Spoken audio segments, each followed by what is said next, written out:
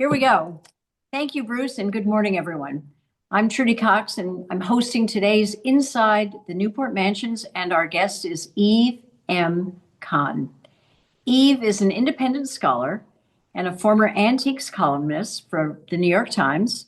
She writes about art, architecture, and design for the Times, the Wall Street Journal, the New Yorker, and many other publications. So we are really honored to have you with us today. She's no stranger to the Preservation Society. In 2020, she discussed Gilded Age Impressionist Mary Rogers Williams, the subject of her first book, as part of our pandemic virtual lecture series. I hope you remember that, Eve, because we were so proud of that moment. And then in 2021, she revealed her research into artist model Hetty Anderson as part of our Maker and Muse Sculpting the Gilded Age series. Eve is the author of Forever Seeing New Beauties, Which I'll get. The Forgotten Impressionist, Mary Roger Williams. There we go. There you go, Forever Seeing New Beauties. And she most recently finished a book called Queen of Bohemia Predicts Own Death. There it is, Queen of Bohemia Predicts Own Death. It's about the Gilded Age journalist Zoe Anderson Norris. So we have a lot to talk about today. Very excited about this. Eve, you seem to be in the forefront of telling stories that have been untold prior to. Who is, first of all, Zoe Anderson Norris, and how did you find her? So the joke is, well, first of all, thank you, Trudy. Thank you, the whole Preservation Society team. I'm thrilled to be here. I'd forgotten actually that this is my third. Now I was thinking it was my second. No, I've had so much. I've had so many rollicking adventures giving presentations for your group. Thrilled to be back. So the joke is that I only write about books about women with three names, which is not actually true. So, Zoe Anderson Norris, I stumbled upon her because I'm a member of a New York museum slash shrine to the printed word and image called the Grolier Club on 60th between Park and Madison. And we have a library, a museum, and membership club rooms, and all kinds of fascinating people in our midst. So, one of our most fascinating people is a guy named Steve Lemaizo. He's a neurologist and a historian. He is the world's great expert on American magazines. He signs his emails periodically yours. So a Grolier group in the fall of 2018 went out to see his home in New Jersey, which is stacked floor to ceiling with the most amazing assortment of American magazines, 83,000 or so, going back to the 1730s.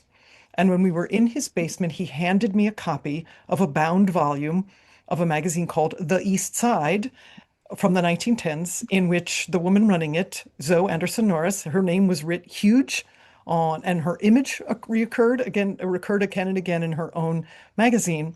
And I'd never heard of her. And I leafed through it and realized that she was sympathetically writing in the 1910s and having illustrations published of Eastern European Jewish immigrants like my own mother's parents and aunts and uncles. And I leafed through the magazine and I said, who is this woman this is obviously not a Jewish name. Who is this woman who sympathized so much, well, at a time of virulent anti-Semitism with my own ancestors? And I started digging in from there. But you're talking about the author. Yes, so Anderson Norris published her own, that's her main achievement during her life from 1860 to 1914. And if she were here today, she would agree with me. Her masterpiece of her millions of words of fiction and journalism was a magazine called The East Side that came out every other month from 1909 until her death in 1914, 29 issues in which she wrote virtually every word herself. My Lord. Now tell us, I have read a little bit about her. She grew up in Kentucky, and I guess not a very wealthy family. And it sounded from what I read as if she was homeschooled. Is that correct? So she was born in 1860, the 13th of 15 children of Henry and Henrietta Anderson. Her father was an impractical theologian who devoted a lot of his time to translating the New Testament, again from ancient Greek sources, through the lens of his evangelical faith. She grew up at what she would later describe as the ragged edge of poverty with 14 siblings. the Mm. 13th of 15. Yes. And but laid groundwork for her career because her father evangelized. Her father converted people. And at times in her own magazine, she wrote what she called sermons. She gave little mini lectures to her readers saying, about talking about the inequities of the American economy and the immigration system and marriage and misogyny and how the professional world was weighted against her. She wrote these sort of secular sermons in the footsteps of her father to some extent. So did she get her philosophical leanings from her father, or did she develop, because he sounds like he might have been more conservative than her writings that you're discussing? Yes. So he wrote for some of the most boring religious publications you can possibly imagine. We're talking frontier conditions, and what these people are focusing on is arguing amongst themselves over translation prepositions from ancient Greek. He wrote massively, prolifically, and tediously. And so she partly inherited his evangelical streak, but she also, I believe, inherited a contrarian streak, which was there's nothing boring in her writing. Her writing just it sparks with fire as opposed to her father's writings. Yes. And homeschooled, she would have gone to, one-room schoolhouses in the Mhm. countryside. She describes walking to school, a mile or so, this kind of thing with the birds tweeting. She would have gone to school in the countryside, both in Kentucky and then around 1870, her family lived in Virginia, not far from Fredericksburg. And then she went to an elite girls' boarding school back in her hometown, where she got an excellent education, and she prided herself on that. It was called Daughters College in Harrodsburg, Kentucky. The building not only survives, it's a luxury hotel called the Beaumont Inn, and it is full of memorabilia from when it was a girls' school. That's what I've loved about this, Trudy, speaking well, from one preservationist to another, the sheer quantity of historic fabric of places where I know Zoe lived and worked and studied, and her family lived and worked. The astonishing survival in this, amid all the lost preservation battles that people like you and I have to lament. Yeah. Amazing amounts of time I have spent walking where I know her skirts brushed against those brackets. Oh, that's phenomenal. Did she go on to study at college? So no, and Did she most go women of her straight into writing? Yeah, most Southern women of her time wouldn't have gone for a college education. Certainly not an impoverished one. Her father left her mother largely impoverished. Her mother did try to homestead at the Kansas frontier for a while, and that did not go well. No, she married at age 18 in 1878, days after graduating high school, like an idiot. And I'm quoting a memoir essay she wrote just before her death in 1914. The writing Really? didn't start until her first marriage began to fray in the 1890s. Her marriage did not began to fray in the 90s. So she had 15 years of good life with her husband. Probably not. No. The marriage began to publicly fray, is what I should have said, Uh-huh. Trudy. He probably was cheating on her from early on, and he certainly was dull. He was a grocery store owner, restaurant owner, hotel manager named Spencer Norris. And why did she marry him? Was it a managed marriage or an arranged marriage, or was it somebody down the street? So they'd grown up in her hometown, Harrodsburg, a little old dog kennel town is what she called her town once she became a committed New Yorker around 1900. Um, she would have known him since they were children. He was, by all accounts, brutally handsome, and he was, by Zoe's account, incredibly spoiled by his mother. He was the only surviving child of a woman who'd been widowed young. I think he swept her off her feet. He was very good looking. They were ice skating partners. Mhm. And they quickly had two children. And she writes in her fiction and journalism vividly about mothers-in-law who spoil marriages, who intrude on what would have been otherwise happy Oh. unions. And did they have children? They had a son named Rob and a daughter named Clarence early on in their marriage. Rob, she became estranged from largely with the divorce and they were living by then in Wichita, Kansas, and he stayed in Kansas, but she remained close to her daughter Clarence till the end of her days. She's buried right next to her daughter Clarence in her hometown. Back in Kentucky. Yeah. So one of the things that you talk about is the fact that her husband did not do well financially. At least that's what it seems. And that experience of living with somebody who squandered the profits of that grocery store turned her, Zoe, into a hard-nosed businesswoman. And if that's correct, tell us a little bit about how that influenced her in her thinking, in her writing, in her movements. Where did she end up, after the divorce took place? She's now on her own with I guess the daughter went with her, maybe So not the son. So in 1898, she fled Wichita days after the divorce was granted with her daughter. And they were nomadic for a while. They were in New York for a while, then they were in Europe for months at a time. By the time of the divorce, she realized that what she had to use to make a living with was her brain. She got in a car accident at one point and she was pleading with the doctors, all I have is my brain. That is all I have to survive on. And with the divorce, 1898, what she'd been experimenting with fiction and journalism before that, it becomes a fire hose of words that lasts to the end of her days.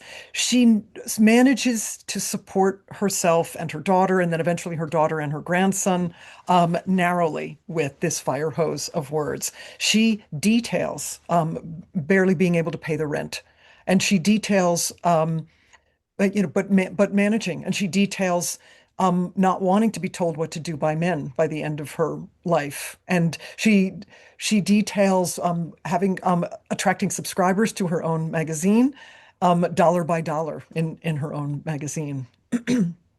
Every dollar counted. Mhm. Yeah. So she was also giving advice to women, though, about how to spend your money and how to earn your money. Mhm. And that came from living on the edge, I suspect. Yeah. Like she probably had a lot of lessons that she learned. Yes, she wrote vividly about get the house in your name. Men will fly the coop when the stork comes, but women, their maternity is eternity was her motto. She warned women again and again in these secular sermons in her magazine, make sure you have your own money. She would wrote that I would rather sweep fog off the roofs than be married to an adulterer again, right? You're better off with the most blue collar laborious job than you are being married to somebody who may or may not support you at all and being reliant on him and being reliant on someone who's lying to you. Hmm, gosh.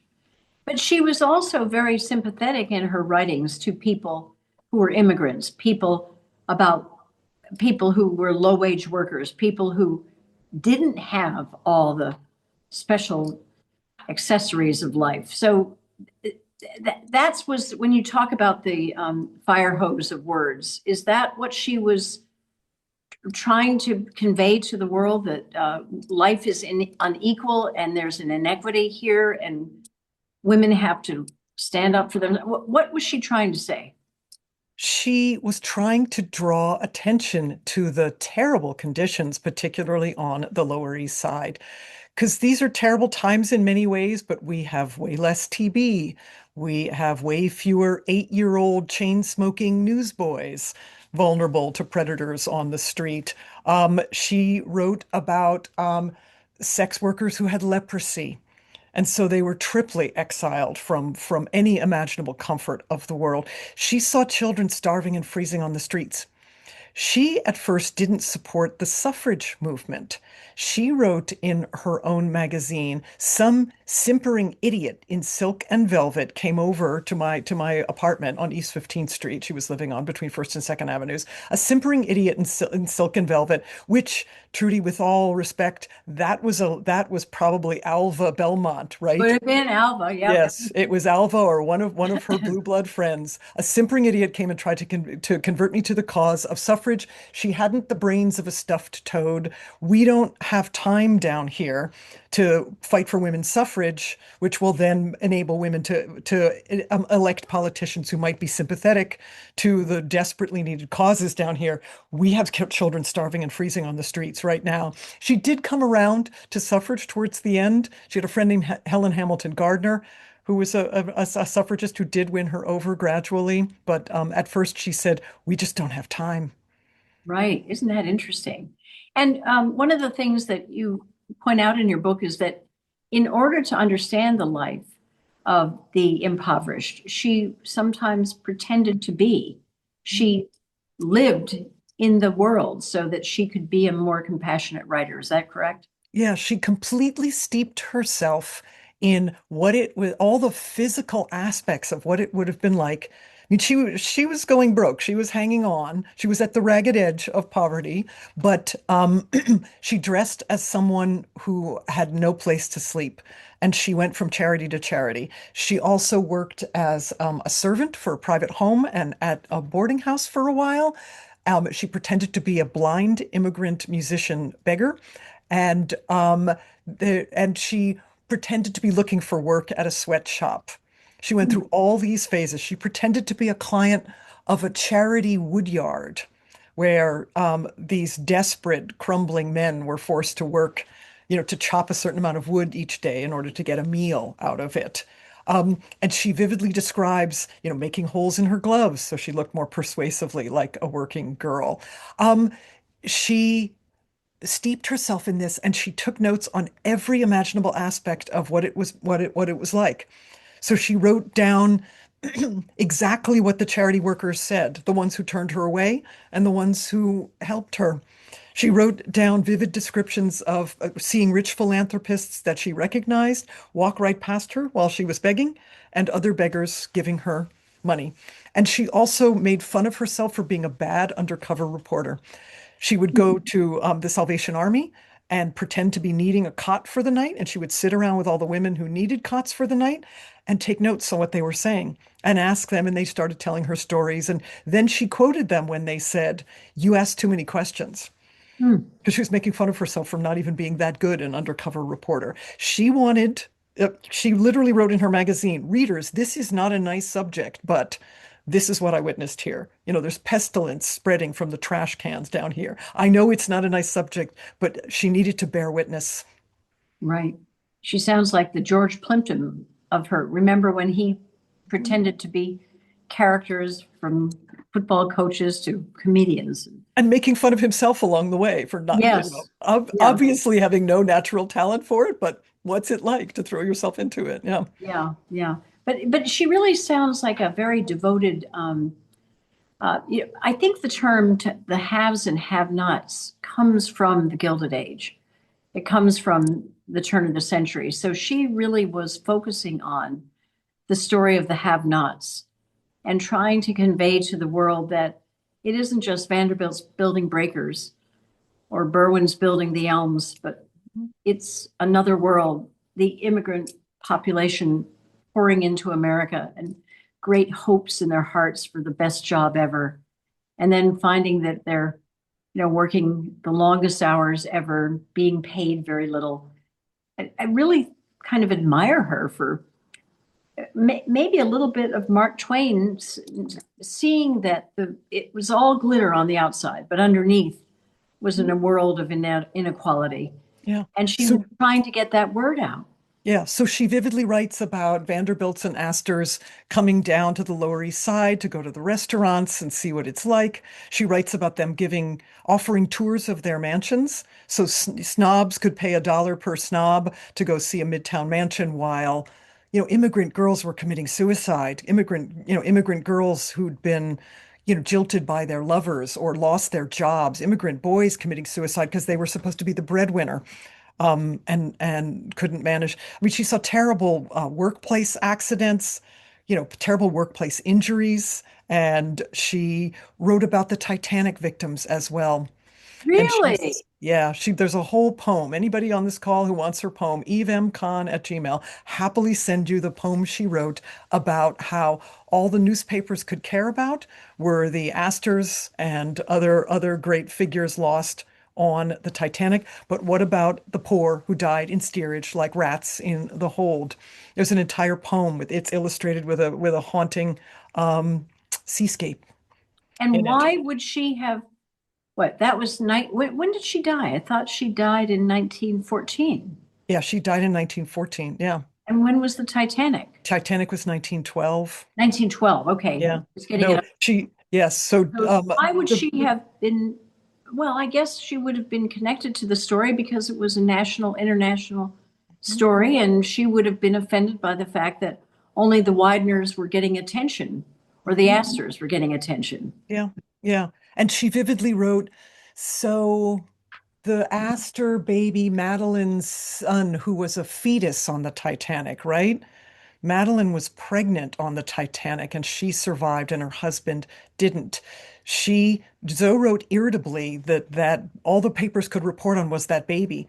When he stopped teething or when his first set of teeth fell out, she went on a picnic to celebrate because maybe they wouldn't have to read anymore about him. She was really angry at the amount of attention Yeah. that the press paid to the wealthy while she was seeing lives crumbling all around her. She documented the stories of the families of the victims of the Triangle Shirtwaist Factory fire in Ooh. 1911. She went from door to door interviewing these families, documenting how charities that had promised to help them had reneged on their promises. In some cases, she had a list of addresses with enormous effort. She was able to get a list of addresses of all the victims. In some cases, when she got to that tenement, she couldn't find them anymore. They were gone. They had gone back to a land that they had escaped from, and gone back to it, where they were going to face even worse poverty and violence than they had run from. But it was better than staying in the promised land where their daughter had been killed because of factory owners' greed. Wow, what a fascinating, I just love the fact that she had so much heart and she was willing to speak out on behalf of the impoverished. You say that she was the quote Nellie Bly you never heard of. So explain what you mean by that, Eve. So in the late 1800s, there was that whole wave of women finally getting a chance to write for newspapers with dramatic stunts, like Nellie Bly did by getting herself committed to an asylum. It's a late 19th century phenomenon. The stunt girls, they were disparaged as sob sisters, this kind of thing. But Zoe doesn't mention them at all in her writings. She doesn't appear to, she wasn't, she was annoyed with many other women journalists. She didn't think that women supported each other properly. There was a women's press club that she joined for a while, and then she got disillusioned and thought that there weren't enough writers involved in it, not actual writers earning a living in it.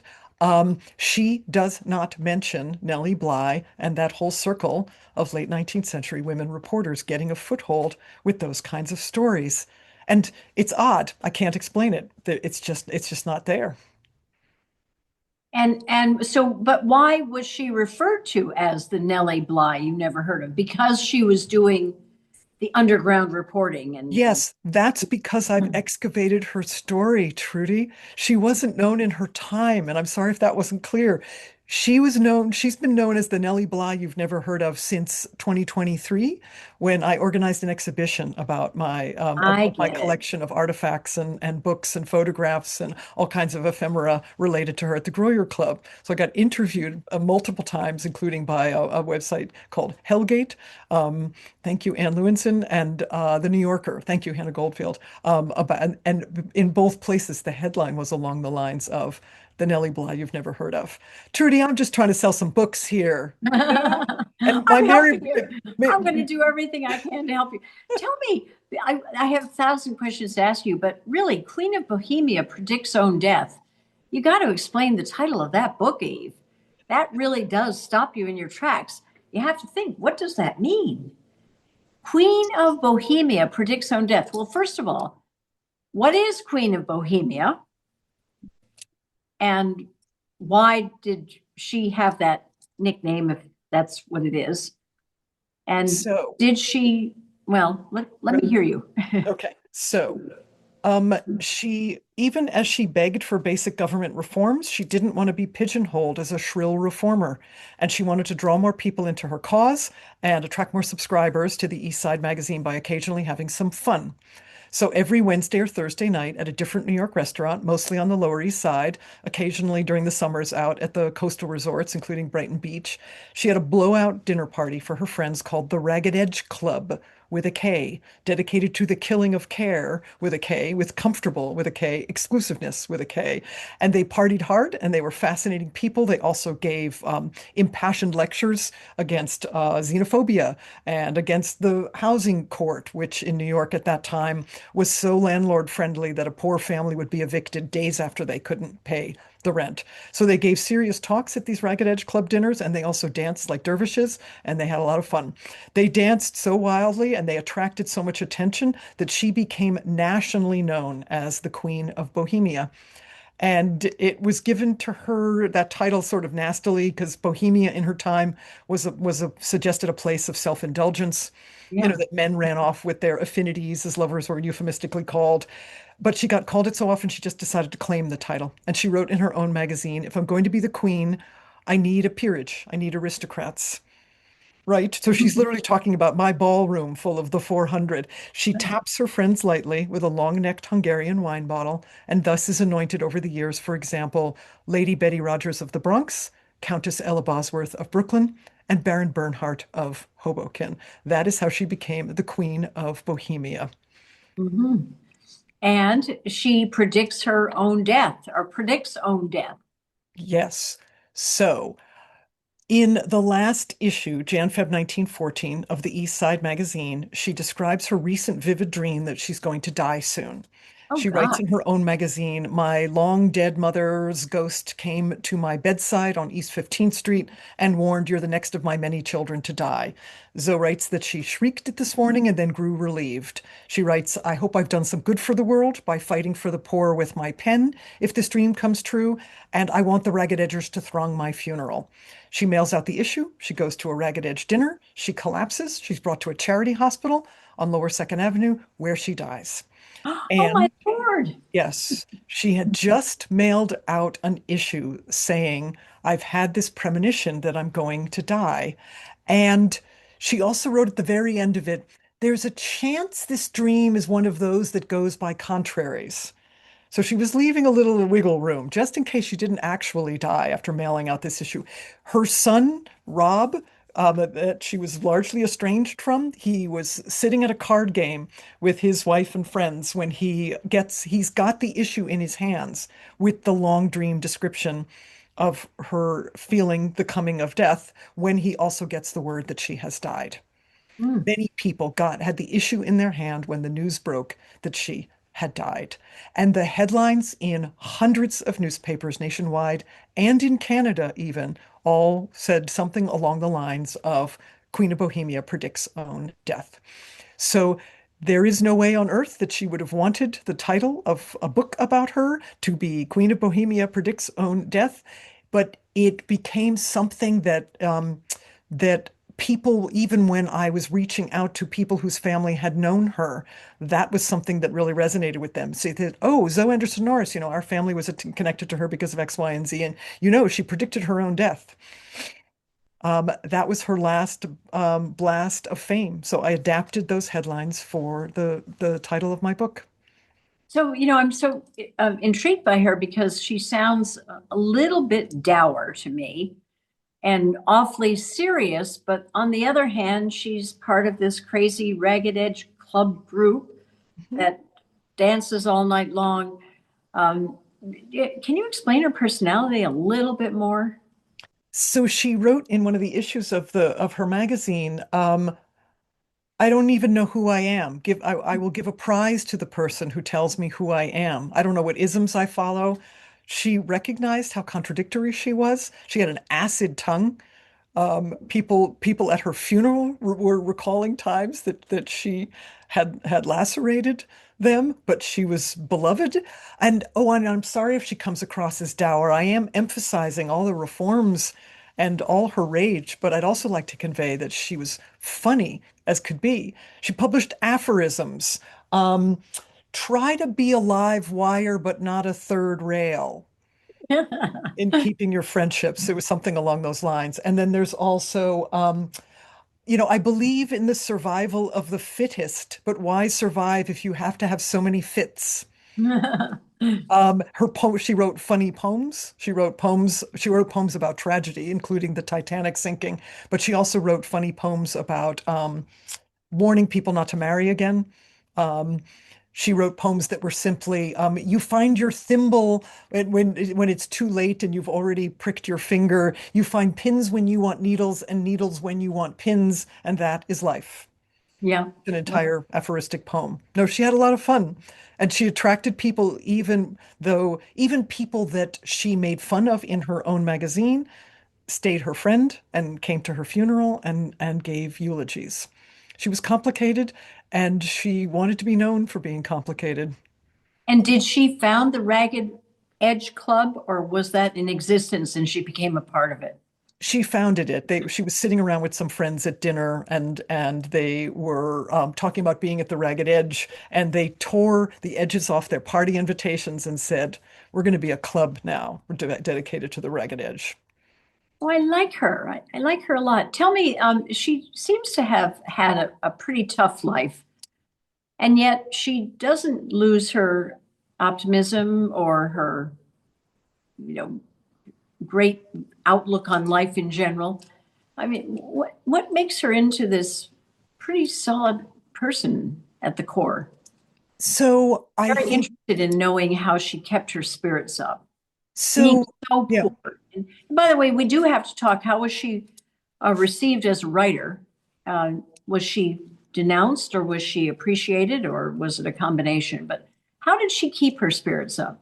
So I think the hardships she'd had as a kid, I mean, in some cases, those kinds of hardships make you fragile. I think in her case, they annealed her, they steeled her. She saw what her mother had gone through, raising 15 children, and she was she was determined to not repeat her mistakes. When she did make mistakes, she tried to learn from them very dedicatedly. And also, she was a devout Christian to the end. She had largely renounced organized religion. She didn't go to church anymore, but she took enormous faith in reading the Bible and quoting the Bible. And that I also think she was inspired by the resilience of the immigrants around her. She saw people, I mean, Trudy, we're talking deportees in cages at Ellis Island. We're talking kids coming through from Russian-controlled lands who've got scars on their forehead because, they were the only survivor of a pogrom that decimated the rest of their family.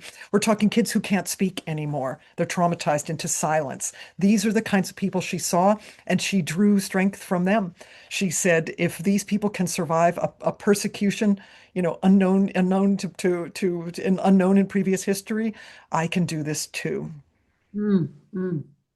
So she's a backbone of steel, it sounds like. She really might have gotten that by being one of 15 children. Who knows? Um, how was she received as a writer? I suspect that there were some men who did not cotton to Zoe well, but I don't know why I'm saying that, Eve. It's a range of the reception. You can see men offended at how she portrayed men, and you can see men admiring her, and you can see women writers saying that, she was naive, or, she was proposing all the wrong kinds of solutions to help the poor. And you can see women saying, right on, girl. She quoted her own fan mail and she quoted the critiques with equal joy. Yeah. Um, she wrote vividly about how she wrote, how she took notes, how she typed things, how she handed stuff to the incompetent typesetters and the incompetent printers and the binders who bound her magazine with fiendish crookedness. As she called it, she wrote about all those stages of getting the magazine out. She was interviewed about what it was like to run your own magazine. There was a nationally syndicated profile of her. Many of her issues, in fact, the lead stories were summarized in the national press, syndicated widely. There was a lot of heavy quoting of her over the years, and then she wrote about what it had been like to be written about. So, Trudy, it's a meta thing. I've written a book about a woman who wrote about what it was like to be written about for having written about writing. Right. Very good. Well, the reason I ask you is that you have that quote, powerful men's whims caused newspapers to fire her, which to me tells me that she didn't hold down a job long, or maybe she did, but she got fired once in a while. And Yes. was she So, being fired because she was such a firebrand and such an interesting character with viewpoints that maybe people didn't share, or did she get fired because she was a little bit wild and crazy, or why was she being fired? And was it men who were firing her only? so it was absolutely men who were firing her, and she writes vividly about this. They're firing her because she asked to be paid a fair wage. They were firing her because she asked to not be plagiarized. She asked to have her name on something she'd actually written instead of someone else's name on it. She was falsely accused of various misdeeds, and she went into one editor's office after he fired her, and he said, "If I'd been a man, you wouldn't have done this to me. You wouldn't have let someone accuse me of a misdeed. You would have stood up for me if I were a man." She was feisty. She was a feminist by the end, and she got tired of being told what to do. The other reason she got fired a lot is that, well, she lost work because of the Panic of 1907, put a lot of publishers out of business. The sheer quantity of short-lived periodicals that she wrote for is astonishing. I have a long list in my book of dozens of magazines that came and went as And in that the she course of was her writing for, yeah. that she was contributing to in the course of her career. Yeah. Did she ever make enough money to live a decent life? She eked out a living. She wrote, if I can sell this, then I can get a new bathing suit, so that when the Ragged Edge Club goes out to Brighton Beach next summer, I'll be properly equipped, this kind of thing. She just made ends meet. And most of her friends were just making ends meet. And most of them weren't college educated. It used to be such a common thing for writers to barely finish high school and then go to work for the papers. I was expecting And much, much, much more. when she was doing the East Side magazine, which she founded, right? She was making money from ads, or was she not making money at all? So she often wrote about the other people of her time who also had these small, and they were small, about 4 by 6 inches. There were hundreds of these small, underfinanced, understaffed magazines in her time. Some of them actually had money, though, including one published by Elbert Hubbard, the great, tastemaker philosopher in Western New York. Um, she wrote about her own lack of advertising. There were a handful of ads in various issues. Some of them were from other writers. One was from a meta psychic named Pandora. Her beauticians, occasionally she would write advertorials. So she would write an enthusiastic passage about a lawnmower or an electric car that she clearly couldn't afford to buy. And if she'd bought it, she would have had no use for it. She's clearly doing this. So they're clearly advertorials. She wrote paeans to women phone operators, which it was a recurring essay in her magazine saying that without women phone operators, how would you find, how would you reach the emergency workers when you need them? Or, how would you keep track of a husband who'd gone astray? And they're clearly advertorials. I don't know if she got free or discounted phone service for writing these love letters. Wow. Wow. Remarkable woman. I read that you traveled all over Manhattan to get to know Zoe better and to see her through her own eyes. So, and I even read that you channeled some of Zoe into your own apartment. But you've got to tell us these stories, Eve. So, yes, the spirit of the Queen of Bohemia is very much in my apartment. So, I tried to take the honest historian route. I called and emailed the managers of the buildings where Zoe lived that are rentals. I tried to get in fair and square. Nobody ever returned my calls or emails. So I resorted to subterfuge. I reported undercover. I did not dress up. I just pretended. It's not a total lie. I went from building to building, making appointments on Street Easy. That I was renting an apartment for my daughter and my niece who are moving to New York. So my daughter and my niece have lived in New York. It's not a lie, but they would never live in the ridiculously overpriced Lower East Side where Zoe lived. But that was the only way to get inside these buildings. And building after building after building, I was able to document. And again, we were talking about this at the beginning, the historic fabric, the stairwells with the iron curlicued railings. They're there. Right? There's a brownstone. Thank you, Baker sisters. If you're listening to this, there's a brownstone kept by sisters in East Harlem, gorgeously, with the original staircase in glossy red that her skirts would have brushed against.